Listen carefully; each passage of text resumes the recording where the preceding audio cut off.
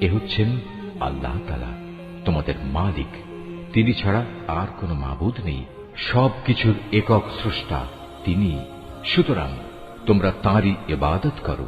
সবকিছুর উপর তিনি চূড়ান্ত তত্ত্বাবধায়ক বটে। কোন সাধারণ দৃষ্টি তাকে দেখতে পায় না, অথচ তিনি সবকিছুই দেখতে পান। তিনি সূক্ষ্মদর্শী, তিনি সবকিছু সম্পর্কেই খোঁজ খবর রাখেন।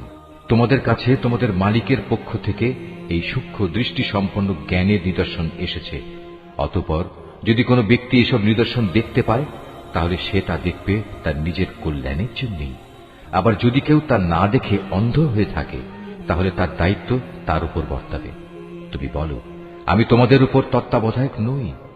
আমি এভাবেই আমার আয়াতগুলো তোমাদের কাছে বিধৃত করি, যাতে করে কাফেররা একথা বলতে পারে তুমি এসব কথা ভালো করেই পড়ে এসেছ, এবং যারা জ্ঞানী তাদের জন্য যেন আমি আমার আয়াতসমূহ সুস্পষ্ট করে দিতে পারি।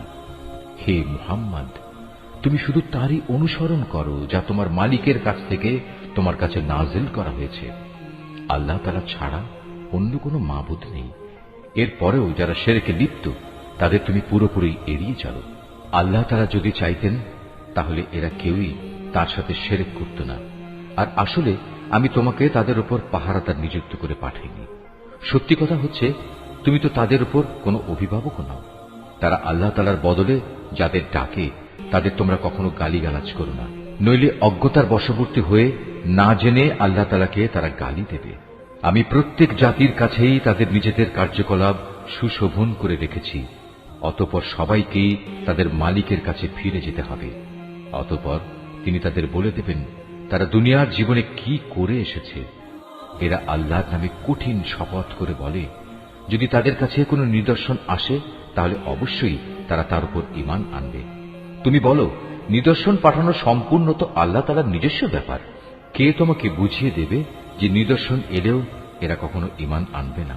আমি অচিরেই তাদের অন্তঃকরণ ও দৃষ্টি শক্তিকে অন্যদিকে ফিরিয়ে দেব, যেমন তারা প্রথমবারেই এ কোরআনের উপর ঈমান আনেনি, এবং আমি তাদের অবাধ্যতার আবর্তে ঘুরপাক খাওয়ার জন্য ছেড়ে দেব। এমনকি আমি যদি তাদের কাছে আমার ফেরেশতাও পাঠিয়ে দেই, এবং কবর থেকে মৃত ব্যক্তিরাও যদি উঠে এসে তাদের সাথে কথা বলে, কিংবা আমি যদি দুনিয়ার সমুদয় বস্তুও এনে তাদের উপর জড়ো করে দিই, তবু এরা কখনো ঈমান আনবে না। অবশ্য এদের কারো ব্যাপারে যদি আল্লাহ তাআলা ভিন্ন কিছু চান, তা আলাদা কথা। আসলে এদের অধিকাংশ ব্যক্তি মূর্খের আচরণ করে। আমি এভাবেই প্রত্যেক নবীর জন্য যুগে যুগে কিছু কিছু দুশমন বানিয়ে রেখেছি মানুষের মধ্যে থেকে, কিছু আবার জিনদের মাঝ থেকে, যারা প্রতারণা করার উদ্দেশ্যে একে অন্যকে চমকপ্রদ কথা বলে। তোমার মালিক চাইলে তারা অবশ্য এটা করতে পারত না। অতএব তুমি তাদের ছেড়ে দাও, তারা যা পারে মিথ্যা রচনা করে বেড়াক।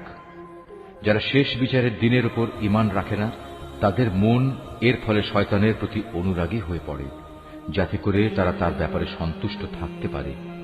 সর্বোপরি তারা যেসব কুকর্ম চালিয়ে যেতে চায়, তাও এর ফলে নির্বিঘ্নে তারা চালিয়ে যেতে পারে। তুমি বলো, আমি কি আল্লাহ তাআলা ছাড়া অন্য কোন ফয়সালাকারী সন্ধান করব? অথচ তিনিই হচ্ছেন সেই মহান সত্তা, যিনি তোমাদের কাছে তাঁর কেতাব সবিস্তার নাজিল করেছেন। আগে যাদের আমি আমার কেতাব দান করেছিলাম, তারা জানে তোমার মালিকের পক্ষ থেকে সত্যবাণী নিয়েই এটা আল কোরআন নাজিল করা হয়েছে। অতএব তুমি কখনো সন্দিহানদের অন্তর্ভুক্ত হও না। ন্যায় ও ইনসাফের আলোকে তোমার মালিকের কথাগুলো পরিপূর্ণ, এবং তাঁর এ কথা পরিবর্তন করার কেউ নেই। তিনি সর্বশ্রোতা, সর্বজ্ঞ। হে মুহাম্মদ, দুনিয়ার অধিকাংশ মানুষের কথা যদি তুমি মেনে চলো, তাহলে তারা তোমাকে আল্লাহ তাআলার পথ থেকে বিচ্যুত করে ছাড়বে, কেননা এরা নিছক অনুমানের উপর ভিত্তি করেই চলে। অধিকাংশ ব্যাপারে এরা মিথ্যা কথা ছড়ায়। তোমার মালিক নিঃসন্দেহে একথা ভালো করেই জানেন কে তার পথ ছেড়ে বিপদগামী হচ্ছে, আবার কে সঠিক পথের অনুসারী, তাও তিনি সম্মুখ অবগত রয়েছেন। যদি আল্লাহ তাআলার আয়াতের উপর তোমরা বিশ্বাস করো, তাহলে তোমরা শুধু সেসব জন্তুর গোশত খাবে যার উপর জবাই করার সময় আল্লাহ তাআলার নাম নেওয়া হয়েছে। তোমাদের একই হয়েছে, তোমরা সেসব জন্তুর গোশত কেন খাবে না যার উপর জবাইয়ের সময় আল্লাহ তাআলার নাম নেওয়া হয়েছে? বিশেষ করে যখন আল্লাহ তাআলা পরিষ্কার করে বলে দিয়েছেন যে তিনি তোমাদের উপর কোন কোন বস্তু হারাম করেছেন। সে কথা আলাদা, যখন তোমাদের একান্ত নিরুপায় অবস্থায় ফেলে দেয়া হয়।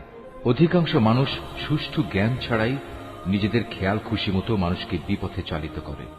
নিঃসন্দেহে তোমার মালিক সীমা লঙ্ঘনকারীদের ভালো করেই জানেন। তোমরা প্রকাশ্য গুনাহ থেকে বেঁচে থাকো, গোপন গুনাহ থেকেও বেঁচে থাকো। নিঃসন্দেহে যারা কোনো গুনাহের কাজ করবে তাদের কৃতকর্মের যথাযথ ফল তাদের প্রদান করা হবে। জবাইয়ের সময় যার উপর আল্লাহ তাআলার নাম নেওয়া হয়নি সে জন্তুর গোশত তোমরা কখনো খাবে না, কেননা তা হচ্ছে জঘন্য গুনাহের কাজ। শয়তানের কাজই হচ্ছে তার সঙ্গী সাথীদের মনে প্ররোচনা দেয়া, যেন তারা তোমাদের সাথে এ নিয়ে ঝগড়া বিবাদে লিপ্ত হয়। যদি তোমরা তাদের কথা মেনে চলো তাহলে অবশ্যই তোমরা মুশরিক হয়ে পড়বে। যে ব্যক্তি একসময় ছিল মৃত, অতঃপর আমি তাকে জীবিত করলাম, তদুপরি তার জন্য এমন এক আলোকবর্তিকাও আমি বানিয়ে দিলাম যার আলো দিয়ে মানুষের সমাজে সে চলার দিশা পাচ্ছে। সে কি কখনো সে ব্যক্তির মতো হতে পারে যে এমন অন্ধকারে পড়ে আছে যেখান থেকে সে কোনো ক্রমে বেরিয়ে আসতে পারছে না? এভাবেই কাফেরদের কাছে তাদের কর্মকাণ্ড শোভনীয় ও সুখকর বানিয়ে রাখা হয়েছে। এভাবে আমি প্রত্যেক জনপদে তার কিছু কিছু বড় অপরাধী নিযুক্ত করে রেখেছি, যেন তারা সেখানে অন্যদের ধোঁকা দিতে পারে। আসলে এসব কিছুর মাধ্যমে তারা তাদের নিজেদেরই প্রতারিত করছে, অথচ তারা নিজেরা এ কথাটা মোটেই উপলব্ধি করতে পারছে না। তাদের কাছে যখনই আল্লাহর পক্ষ থেকে কোনো আয়াত আসে তখন তারা বলে ওঠে, আমরা এর উপর কখনো ঈমান আনব না যতক্ষণ না আমাদেরও তাই দেয়া হয় যা আল্লাহ রাসূলদের দেয়া হয়েছে। আল্লাহ তাআলা ভালো করেই জানেন তার নবুয়ত তিনি কোথায় রাখবেন। যারা এ অপরাধ করেছে তারা অচিরেই আল্লাহর পক্ষ থেকে অপমান ও কঠিন আযাবের সম্মুখীন হবে।